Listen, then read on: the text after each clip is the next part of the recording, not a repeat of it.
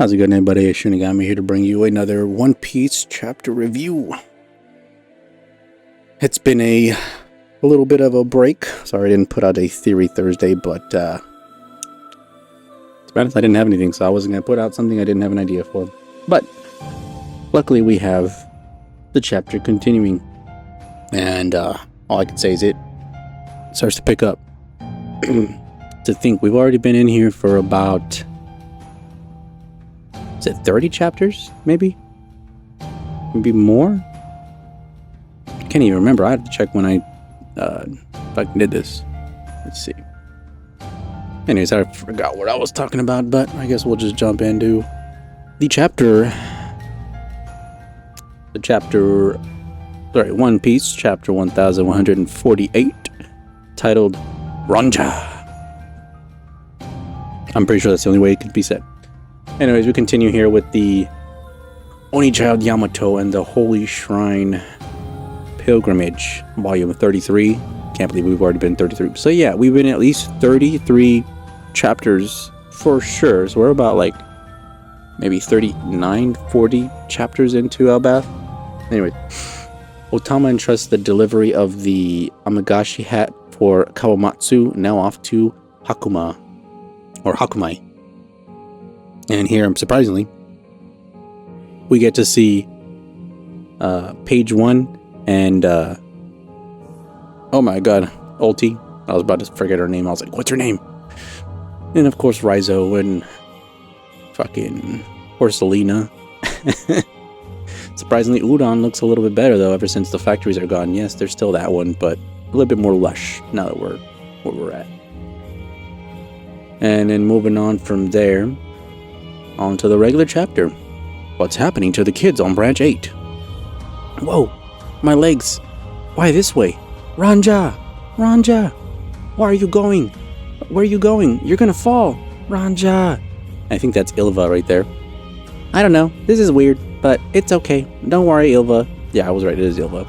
It's alright. It'll be okay. It's no big deal, with a big-ass smile on her face. It's nothing. Sniffles. Ranja! Huff puff. Ranja, come back, that's dangerous. The realm of the dead is down there. Is that, who the fuck is that? I think that's Sommers. I can't tell for sure, but I think that's Sommers. Sommers! Sorry, Sommers. The first one is in position to drop. Okay, set it up so they'll be able to hear that brat all over Elbath. Now, then. It's your call. You've got 30 seconds before we start tossing these whelps over the ledge. Mountain Build Jarl, send word to those teachers. Order them to set fire to the school building and library. And he's just there in disbelief like, what? Damn it all. Elder Jarl. No, that library contains works that are thousands of years old. What are you saying? We have to prioritize the lives of the hostages, right? These demands aren't the real problem. Think about the big picture. They're trying to pressure Elbath to bend the knee. Are you saying we should let the kids die instead? Isn't there anyone close enough to stop this? Please, put an end to this twisted game. Chopper, stay put. What? We shouldn't attempt to face those two without understanding their abilities. But then, why are you? I just can't keep my emotions in check any longer. And again, obviously seeing Saul, who's already sacrificed him more than enough times for her, and then now some kids that are in danger. Yeah, no. You can see where he's over at there, Sommers. You're gonna kill the kids, says Nami. What the hell is wrong with you? Not even the world's worst criminals stoop this low, using children as hostages. Yeah, the notion of an insect means nothing to me. This prick, says Brooke. Frankie, I'm coming with you. Alright, let's go. We'll split up. One group fights to help. Well, one group will help fight the monsters and the other will go rescue the kids. Arm yourselves. To branch 8. Set sail. To branch 8. To branch 8. One more thing. When you burn the school and library down, you are forbidden to rescue even one book from the flames. Why, you ask? We intend for certain things to burn. Your culture and your history. And then, Cien Fleur! Drumsticks! And he gets fucking slapped. And you hear a thwomp. Robin, Ugh. Robin, you're alright. Careful, we still haven't worked out what those guys are capable of. I know. And then you hear some rustling there. Quattro mano. And then, Nico, and then clutch. Gets his fucking back broken into. Robin, you did it. He's been snapped in half. They're immortal. We can't beat him, says her in her head. Elbeth, can you hear me? 20 seconds remain until the first kid falls. Damn it, he's a zombie too. And then we see, presumably Robin jump on top of him. Whoa there, what are you doing? Don't tell me you've got a crush on me. Alright. Okay, where was I at? Don't tell me you've got a crush on me too. Or on me, whatever. Now you just see him, Sommers there, kind of freaked out. What? You jumped off the ledge? You have a death wish? Love me all you want. I'm not joining a suicide pact. Robin, what are you doing? No way, she's taking him down there. Or she's taking him down with her. I know full well you're supposedly immortal, and you've eaten the thorn fruit to boot. But we can only save those children if your invisible thorns are gone. Oh. So you figure that dragging me down here will take the kids out of my range? Hey, you're the shrewd one. Or you're one shrewd lady. Sorry. And then there we see Nico getting stabbed, and then poof, it's not actually her. Again, should have seen that coming when she's been able to do that since Wano. What? She's gone? That woman just... How many moves ahead does she think? Robin, that was so cool. The knife doesn't seem to be able to cut it. I guess we'll have to take down that woman to free ourselves. 10 seconds left. It's that guy's voice. And then you see that he fucking Spider-Man that bitch up. Answer me, Jarl. Hey Gunko, let me hear the kid's voice. Speak up. Elder Jarl, hi. Ranja. I love school. I've got friends there. Hurry, Ranja's my daughter. I love the library too. We're coming to save you. We learned lots and lots of stuff about the world from the books there. And the teachers made sure we learned important stuff. And you see Nami there crying. Like, not to cause trouble for others and not to do things that others hate. If saving me means that the school and library go away, I think everyone will hate that. It'd be better if I just fell. Don't worry, Elder Jarl. I've always been lucky. I'm sure I'll be okay. 2, 1, Ang! Please burn the school down. Or please burn down the school. The library too. Please set it afire. Yes, sir.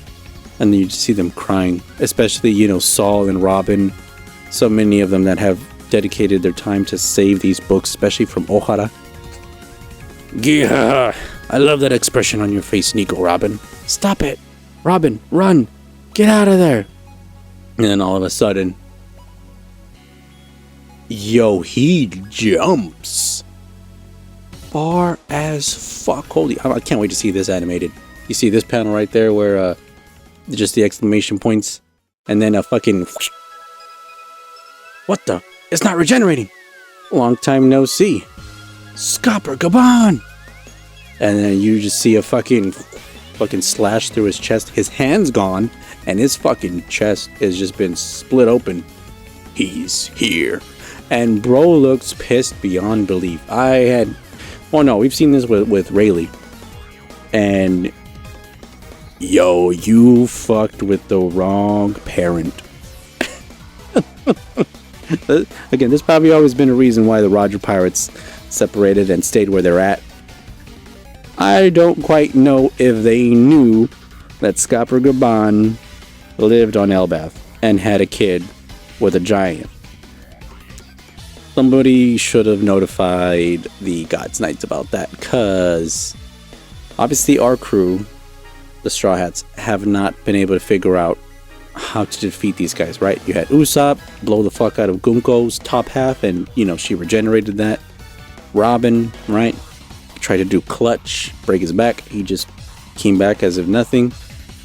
But Scopper Gaban, whether this has to be some type of hockey. If not hockey, then what are we missing here, right? Because bro just clean cut off his fucking hand and then sliced a straight line through his fucking chest. Like, And clearly, the God's Knight's Sommers knows Scopper Gaban. He fucking calls out his name perfectly, right? And then I wish I knew what this kanji meant, but I'm pretty sure this is something that is like, oh, you know, I'm freaking the fuck out, right? Because there's things for that. Like, holy shit. We are getting somewhere, guys. We are getting somewhere with this.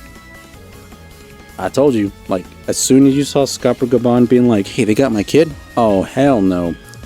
Boom, dude, speed blitz through the fucking entirety of Elbath just to get to his kid. Just to get to the other kids. And I think we're about to see a Uno reverse, because that's pretty crazy. So a little bit of things to take into account here with all of that has been going on.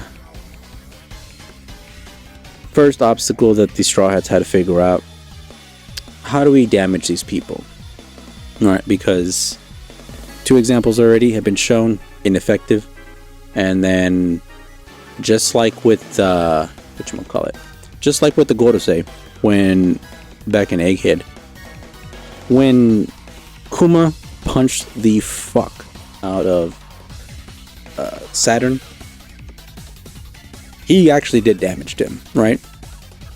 Hockey coated fist punched the shit out of him. It actually did some pretty serious damage to him. Now, was it just hockey or was it something else, right? Because there's been something that has been kind of going through my head, especially with Sanji, right? When he was able to deflect Kizaru's and even one of the Gorosei's attack and stuff many times other than that. But he's pointed out love prevails, right? Love gives him the strength to beat the evil, which I wouldn't doubt that Scopper Gaban loves the fuck out of his son and Elbath, right? Because his son is part of this culture and all that stuff. I'm sure he loves Elbath, right? Just like he and other of the Roger Pirates had such affection towards so many of these islands and countries, their cultures and all this stuff like that, right? Ain't no way that love isn't going to be some way tied into how this can possibly be a way to damage the God's Knights and the Gorosei. The reason I say that love could be the power, because Kuma, mind you, he's a vegetable.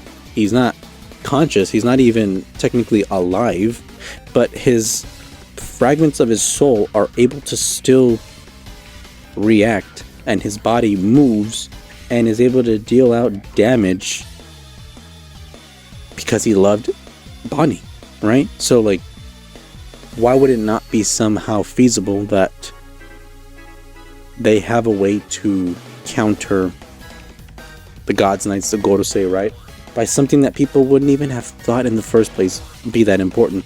Love, right? Obviously, they don't love the God's Knights I'm talking about, and the Celestial Dragons and all that. They don't hold love. They don't show that type of affection towards each other. So that's something they miss. That's something that could be twisted and used against them. Kind of rudimentary here with the thought, but I feel like that definitely plays a part into it. It's got to be, because Oda wouldn't have been pointing it out this many times if it wasn't going to be a factor in the future for how the Straw Hats can deal with some of these enemies, right? And yeah, I just hope they don't start trying to burn down the library and the fucking school, because again, Ohara, the last things that could have been saved that Saul salvaged was, you know, all that information that Clover and all them died for, Olvia. So if they have that destroyed, that counts as a 2-time fucking hit, because it's not just on the Giants, it's also on another country, and then a whole bunch of people that sacrificed for that information becomes pointless. And of course, we know why they want it erased, because of the Void Century, because of the information, and even before that, I'm sure, information that predates Joy Boy's era, probably going into Nika's era, right? It makes sense. And I can't emphasize that enough. We're about to find some very relevant. We're gonna have some revelations coming up soon. How to defeat these guys. How this will translate into being able to defeat the Gorosei, because that has still been the biggest mystery for the Straw Hats and everybody else that did any damage to Jupiter, Saturn. They definitely weren't able to hit Mars, and Mars was the hardest of them all. They were able to get it was Mars. They were able to get Mars out of that fucking area, but Jupiter definitely got hit, but still didn't really do much. Oh my god, Venus Juro got his ass beat, but didn't really take that much damage. But he got beat up by Zoro and Sanji, both. Who else was there? Venus Juro, Mercury, Jupiter, Saturn, and Mars. Yeah, Mars was the fucking flying guy that got fucking sent away. Yeah, this is gonna all connect to help us find out how to defeat the Gorosei. But we'll start dissecting that into some other stuff later on. For now, this is Shinigami signing out. Let me know what you think down below. Things are about to start ramping up though, and I think we're finally gonna get to see some feats from Scopper Gaban. So, no, feats. F-E-A-T. Oh my god. Anyways, before I start choking, y'all have a good night, good evening, and good morning. I'm gonna see you next time. Shinigami signing out. Bye. No feet. No.